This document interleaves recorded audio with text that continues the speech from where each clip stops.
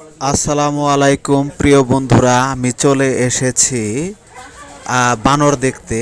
এই যে মধুপুরের যে বন আছে, মধুপুরের শালবনে চলে এসেছি। এখানে প্রচুর সংখ্যক বানর রাস্তায় বের হয়ে এসেছে। এখানে প্রচুর পরিমাণ খাবার সংকট।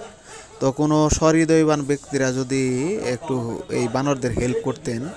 আমরাও কিছু খাবার নিয়ে বানরকে দেখতে চলে এসেছি। এখানে প্রচুর বানরের সমাগম দেখা যাচ্ছে। বনে খাবার এবং পানীয়র প্রচুর পরিমাণ সংকট।